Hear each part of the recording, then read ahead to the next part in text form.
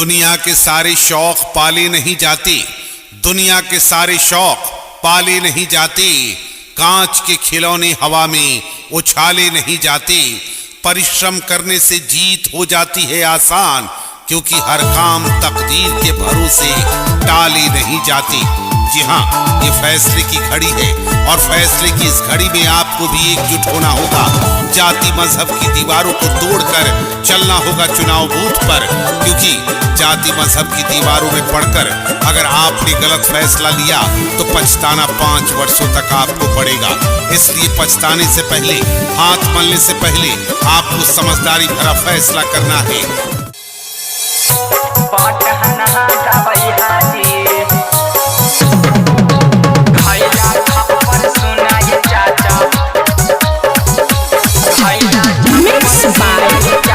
कुशवाहा ठेका बाजार मोतिहारी।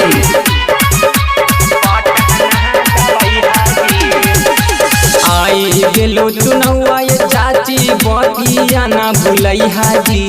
आई गेलो चुनौआ ये चाचा बतिया ना भूलैहा जी। अचिंता देवी के सुना ये चाची बाड़े सदस्य बनैहा जी। अघैला छाप पर सुना ये चाचा बटहना दबैहा जी।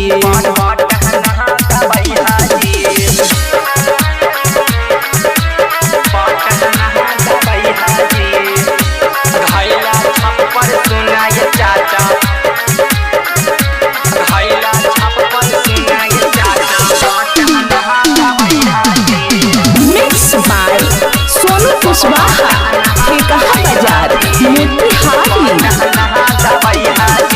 सोनन पंचायत के बढ़िया प्रत्याशी हाथिन चिंता देवी जी। सोनन पंचायत के बढ़िया प्रत्याशी हाथिन चिंता देवी जी। चिंता देवी के सुनाय चाची बाड़े सदस्य बनैहा जी। घैला छाप पर सुनाय चाची बटाना दबैहा जी।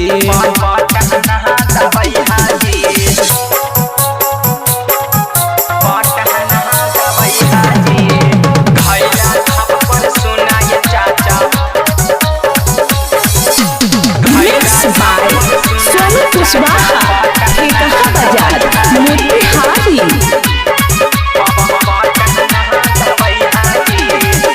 नाली गली सभे बनैथुन राशन कार्ड दिलैथुन जी। नाली गली सभे बनैथुन राशन कार्ड दिलैथुन जी। आशिक आनंद के सुनाय चाची बतिया ना भूलैहा जी। घैला छाप पर सुनाय चाचा बटाना दबैहा जी।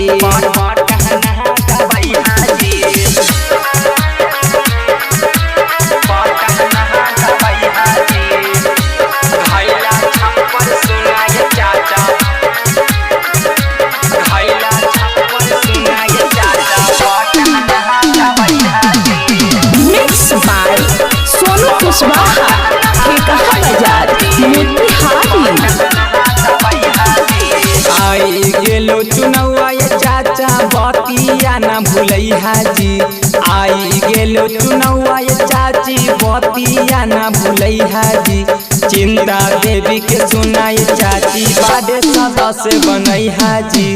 चिंता देवी के सुनाय चाचा बाड़े सदस्य बनैहा जी।